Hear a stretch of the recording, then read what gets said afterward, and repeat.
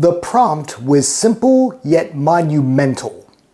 Ask AI to create the world's best marinara recipe. Could an intelligence that's artificial understand what's required for authentic flavor? And moreover, would it pass muster with a human chef? After all, us humans still have a leg up on artificial intelligence in that we're not artificial. And unlike it, we have something that AI doesn't, a sense of taste. So with that in mind, I asked AI if it could create a recipe for marinara sauce that was better than any other. Here's how it went. Hello and welcome to I Want to Cook. My name is Chef Matt and this channel is all about helping you be a better cook. And today we're gonna find out if AI can help make us better cooks, specifically by creating recipes. In this case, a recipe for a classic marinara sauce. Now, of course, I probably don't need to tell you that AI is everywhere these days, from the cars we drive to the phones glued in our hands to even those creepy humanoid robots that are already being put into use. Now, whether AI ultimately leads to us humans having a permanent vacation from work or our ultimate decimation, no one really knows. But for our purposes here, we're going to try something far more basic. If it can come up with a recipe that's as good as or better than a human chef's. For this experiment, I used the free version of OpenAI's ChatGPT, and I simply gave it the prompt of creating the world's best marinara recipe. It was quick to reply that there's quote-unquote no single world's best marinara sauce, but that many chefs agree that the best versions are surprisingly simple, and it then went on to list the ingredients and why it works.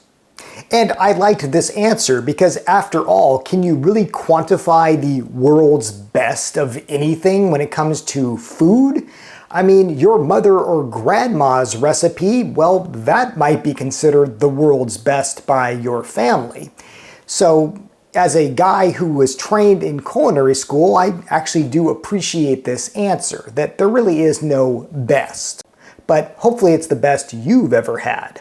So the only thing left to do was to see if this was the best marinara sauce that I've ever had. So I did everything exactly as ChatGPT described, down to the ingredients and even the timing of everything, down to the letter. I chose a marinara sauce for this experiment because the ingredients are pretty simple, they're widely available, and I think marinara is a sauce that everybody can kind of agree upon that they like.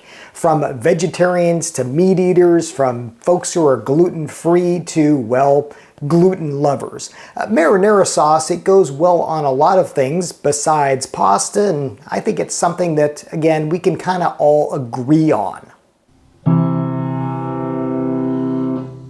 For this recipe, AI recommended using two 28-ounce cans of the good San Marzano-style tomatoes, some extra virgin olive oil, garlic, onion, and plenty of seasonings. I'll put the entire recipe in the description below. I like that it also noted why this works, quote-unquote. The use of whole tomatoes versus, let's say, crushed tomatoes, and how you should cook the ingredients to get the best flavor. It also offered some quote-unquote chef's upgrades, and I liked those as well. They including adding a Parmesan rind to the sauce as it simmers, in addition to, well, at least one surprising ingredient, anchovies. AI says the yield for this recipe is about 6 cups, that's quite a bit, and that it all comes together in about an hour. Moreover, it broke down everything into 5 relatively easy steps, so here's how it went. The first step was preparing the tomatoes. Crush them by hand in a large bowl, reserving all the juices, AI said. So this is exactly what I did. This is actually a fun, literally hands-on thing that you can do with your friends and family. but be careful because those tomatoes do tend to squirt. Step 2, build the flavor base. I took AI's other suggestion here and used both olive oil and butter, heating them in a heavy stainless steel pot over medium-low heat. From there, I added the garlic and cooked it gently for 2 to 3 minutes until fragrant and lightly golden. It did warn me to not let them brown too deeply, so I didn't. Next up was one of the secret ingredients, anchovy. Either anchovy or fish sauce, it suggested that so it would add some of that umami. I liked the idea, so I added an anchovy fillet. I really didn't see this coming, but I'm on board with it. If you remember my episode on anchovies, you'll know that these little guys really do pack a lot of flavor. Step 3 was adding everything else. So I poured in the tomatoes, the seasonings, both the onion halves, and those basil sprigs. I also opted to optionally use some red pepper flakes for a little bit of heat. From there, I was told to bring everything to a gentle simmer, so that's what I did. Step 4 is essentially just letting it cook. So simmer it slowly and cook for 45 to 60 minutes uncovered, stirring occasionally. That's what AI told me, but I did take one liberty here. I did use a splatter screen instead of letting it cook uncovered. If you've ever cooked tomato sauce and you don't use a lid or some sort of device over the pot, you know that things can look kind of like a crime scene. So if you don't want splatter everywhere, use a splatter screen. I went with AI's advice for a longer cooking time, ultimately cooking this for about 60 minutes and stirring it every few minutes so there wasn't any sticking or anything like that happening at the bottom. Next, it was the finish. So AI told me to remove the onion and basil sprigs, tear in some fresh basil, stir in some butter if using, of course I was, and finally, taste and adjust the salt level. I did all this and the result was good. It did need some more salt. AI suggested that if I wanted a quote-unquote ultra silky restaurant-style sauce, I should blend it briefly with an immersion blender. I took this last step as well as one of the restaurant tricks I shared previously on how to make any pasta better. And that's to finish just boiled noodles in the sauce so that they get coated with it. And the results were good, perhaps even great. My better half was actually more impressed with the recipe than I was. Okay, so our verdict is it's good. And Yes. my better half thinks, what did you just say? It's better than what you would get in a restaurant. It's not too salty. It's not too sweet. There's no too much of anything. It's very much marinara, and there's a good breakdown of what I would call the onions and also of the merging of the flavors. Nothing's overpowering, nothing's overwhelming, nothing's going, oh my gosh, that's way too much basil, or anything like that. It's pretty much, it's really good. I would mess with it a little bit, but that's me personally. I think this is fantastic for what it is. Okay, so there's our verdict. We think it's pretty darn good. World's best, we're not quite sure, but it's a pretty good starting point. It's not Mom's, so it's not the world's best. It's not Mom's, it's not mine. But it's a good starting point. All right, we're gonna dig in.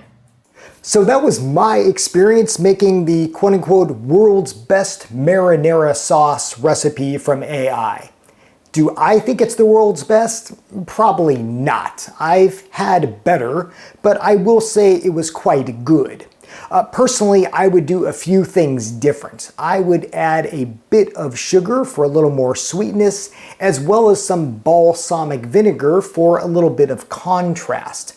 But again, that's just my preferences. I think for a good starting point, this is a really good recipe, and I think it does show that AI can come up with some pretty good stuff. But of course, I'm sure AI was just ingesting this from well, a lot of humans who came along before it to create recipes such as this. But now I want to hear from you. Have you ever tried a recipe generated by AI? And if you did, how did it turn out? Or are you a never AI person and you're just going to stick with human knowledge over artificial intelligence? Let me know in the comments below. Okay, trivia time. Last week I asked you to identify this very interesting fruit, and several of you knew exactly what this is. This is called a donut peach or a flat peach, and well, you can probably see why it is called that. It looks like a donut or a flattened peach. I get these at my local Asian store and they are absolutely delicious. Congratulations to everybody who correctly identified this as a donut peach. For this week's culinary trivia, we have another tool, something that's very interesting. It actually looks like it might have come out of a tool chest, but I promise you this is a culinary tool. What is this? If you know what this is, or if you have a guess, put it in the comments below and I will of course let you know the correct answer in the next episode. As always, thank you so much for watching. Thank you for subscribing. Until next time, I hope you want to cook.